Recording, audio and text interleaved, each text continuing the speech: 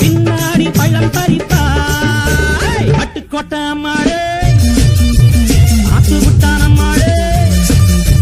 கண்ணால சிரிச்சா கண்ணால அணைச்சா பின்னால கால வாரிட்டான் பட்டுக்கோட்டை அம்மாளே உள்ளுக்குள்ளே சொன்னாளே பொல்லாத திருக்கி பொன்னாட்டம்